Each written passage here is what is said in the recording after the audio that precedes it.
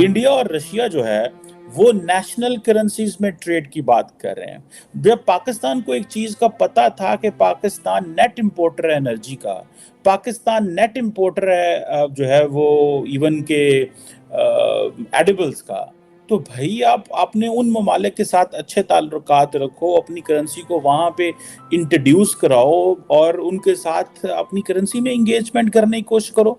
अब for example मैं देख रहा था कि जो इंडिया के एम्बेसडर हैं रशिया के अंदर, ठीक है, वो बता रहे थे कि इंडिया रशिया की जो बायलैटरल ट्रेड है that has increase to $27 billion, जिसमें तकरीबन $25 बिलियन की एक्सपोर्ट है रशिया की, और इंडिया की एक्सपोर्ट सिर्फ $2 बिलियन है। लेकिन ठीक है, जिसमें primarily they are importing oil and fertilizers, लेकिन जो इंपॉर्टेंट चीज़ ये है कि वो जो $25 बिलियन की इंपोर्ट है जिसमें प्राइमरली क्रूड ऑयल वगैरह है, अब जाहिर बात है नॉर्मली ये जो इस तरह की ट्रेड होती है कि $25 बिलियन एक्सपोर्ट हो, $2 बिलियन इंपोर्ट हो, this is not a sustainable model. But the problem here, the solution the Indians have is that of all the $5 billion जो ऑयल क्रूड ऑयल ये इंपोर्ट कर रहे हैं, उसमें से बहुत सारा जो है ये एक्सपोर्ट कर देते हैं। ठीक है, आप देखें कि ये क्या नाम है, इस business forum, India Russia business forum पे वो बात कर रहे थे। सो अब ये एनालिसिस कर लें कि एक तरफ और बहुत सारे जो रशियन बैंक हैं जिसमें गैसप्रोम बैंक है, जेनिथ बैंक है, उनको स्पेशल जो है वो लिवरेज दी गई है। अब जो रशियन जो हैं वो इंडियन रुपया, अगर उनके पास सरप्लस इंडियन रुपया है और उन्होंने इंडियन मार्केट से वो रुपया उठा लिया है, that is another way to strengthen the Indian currency. तो उस पैसे को वो इंडिया के अंदर परचेज भी कर सकते हैं, चीजें बाय भी कर सकते हैं, इन्वेस्टमेंट भी कर सकते हैं, और जो रशियन बैंक है उस पैसे को लगा भी सकते हैं। So that is how India जो है वो अपने पैसे को उठा रहा है। रशिया और श्रीलंका है वो पहली मर्तबा जो इंडियन रुपी है उसमें ट्रेड स्टार्ट करने लगी हैं। सर बताइएगा, ये एक बड़ी खबर है, आप बताइएगा कि क्या वाकई इस तरह की ट्रेड इंडियन रुपी में स्टार्ट होने लगी है? कुछ कंट्रीज ऐसा सोच रहे हैं, इसमें कितना सच है? आइडिया क्या है? आइडिया है इंडियन रुपी को ग्लोबल करेंसी बनाना। देखिए, ग्लोबल करेंसी बनाने के लिए 2-4 चीजें आपको चाहिए। First, you should have geopolitically stable, आपकी एक बड़ी मिलिट्री होनी चाहिए, आपके पास बड़ी इकोनॉमी होनी चाहिए, और आपके पास गोल्ड रिजर्व्स होने चाहिए। गोल्ड रिजर्व्स आपके पास काफी होनी चाहिए, which is basically guarantee to the currency. India के पास इतना सोना है जितनी पूरी दुनिया के पास मिलके नहीं, उससे ज्यादा सोना भी इंडिया में। आप ये बोलेंगे कि आपकी सेंट्रल बैंक की रेटिंग तो 8 आती है, ये सोना कहाँ से आया? सेंट्रल बैंक की रेटिंग 8 आती है, बिल्कुल सही है। और जो हमारा प्राइवेटली हेल्ड सोना है, that 1/3 of the total gold of the produced in the world is in India, जो प्राइवेटली हेल्ड है। और जो अगर हम देखें, जो हमारी लेडीज के पास सोना है, 1/10 of the total gold produces with the Indian ladies दुनिया का। और जो इंडियन मंदिरों में सोना है उसका कोई लिमिट नहीं है। वो रिचेस्ट टेम्पल्स और richest shrines in the world are in India. तो अगर मैं सेंट्रल बैंक का कन्वर्ट देखूं, जो हमारी लेडीज के पास है, जो हमारे घरों में, और जो हमारे मंदिरों में, अगर मैं सबको ऐड करूं, the total gold in India is more than the total gold held by world put together. So एक ग्लोबल करेंसी के गारंटी के लिए जो जितना आपको सोना चाहिए उससे कहीं ज्यादा सोना आपके पास है। So military wise, economic wise, geopolitical wise और सोने wise, you are all the four, you are there in all the 4 quadrants. अब आगे कवायद क्या हुई, देखिए, अगर आप देखेंगे हमारे सबसे नंबर 1 जो इंपोर्ट लिस्ट पे आइटम है वो है तेल, क्रूड ऑयल। क्रूड ऑयल हम रशिया से लेने लगे, अब करीब 20-22% क्रूड ऑयल रशिया से आता है।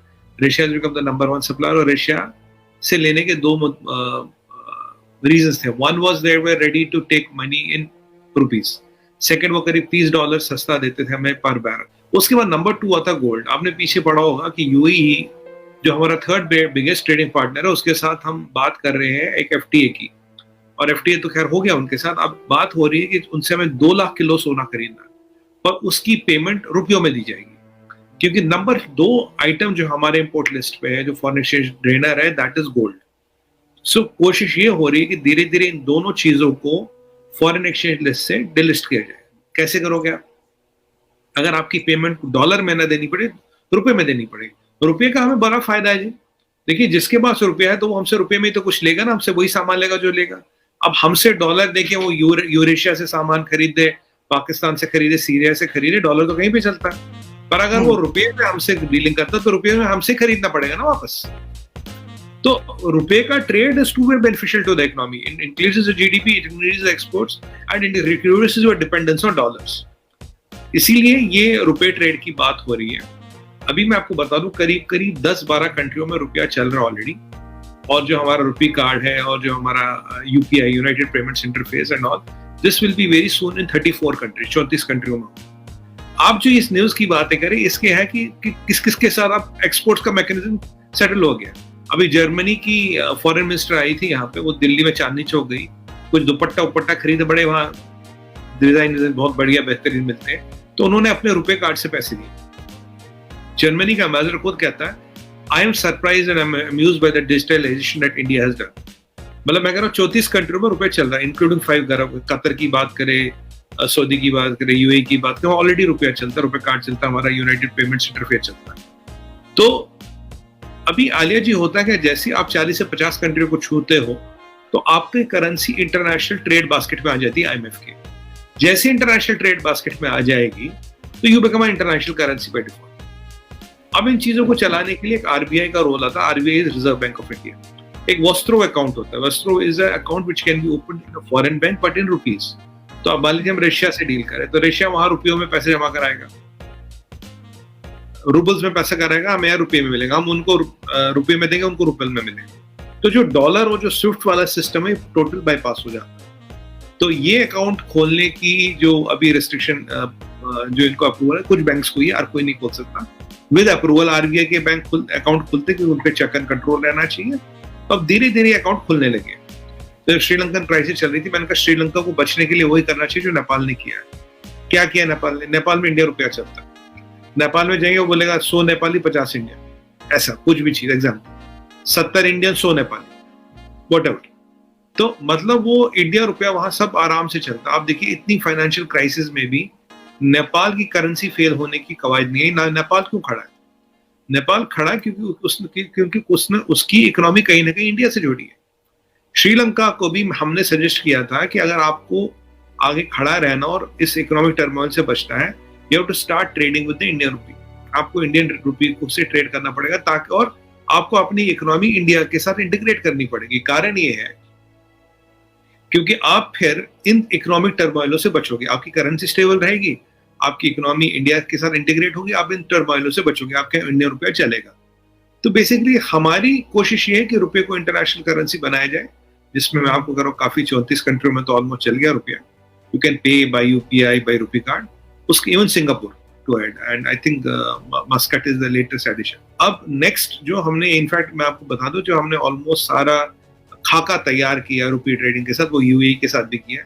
यूएई इज ट्रेडिंग इट, जो उनकी कॉम्पिटेंट अथॉरिटीज है, जो उनका वहाँ बैंकिंग का ये मिनिस्ट्री है कंसर्न, वो ट्रेडिंग, और बहुत जल्दी यूएई के साथ भी ट्रेड रुपयों में ही होगा, रुपये दिरहम में होगा। और दूसरी बात, ये जो हम 2 लाख किलो सोना खरीद रहे हैं, तो पूरी कोशिश है कि ये हम रुपये में ही खरीदें। जस्ट इमेजिन करें कि ये जो एक्ट है कि भाई इंडियन करेंसी को स्ट्रॉन्ग करने के लिए, ठीक है, एक तो वो जारी बात है उनकी बाइंग कैपेसिटी है, वो कह रहे हैं कि this is not how there. देखें ये इंपॉर्टेंट चीज है, चाइना के साथ मिल के इंडिया अमेरिकन डॉलर को नीचे लेके आ रहा है, and that is what they are doing. China के साथ मिलके, this is what the Chinese want, this is what the Indians want. ठीक है जी, कि वो किस तरह इसको जो है वो नीचे लेके आ रहे हैं, किस तरह उसको जो है वो इस चीज को नीचे कर रहे हैं, लेकिन nobody is talking on that. ये वो देखे ना क्या कमाल से वो चीजें जो है वो प्ले कर रहे हैं। ठीक है जनाब, और उन्होंने अपनी जो दोस्ती है वो भी कायम की हुई है। पूरी दुनिया ने जिसे पंजाबी ना टिल ला लिया ना, कहा नहीं जनाब हम पीछे नहीं हटने वाले। ठीक है, इंडिया और रशिया, आज देख लें पाकिस्तान के चैलेंजेस जो हैं वो बड़े लंबे लंबे, हमारे तो मसाइल हैं, we don't have such a friend even जो हमारे लिए खड़ा हो जाएगा और वो कहेगा ठीक है जनाब। अब इंडिया ने अपने आप को उस पोजीशन में ला के खड़ा कर लिया कि वो ईस्ट एंड वेस्ट सब के साथ खड़ा हुआ है।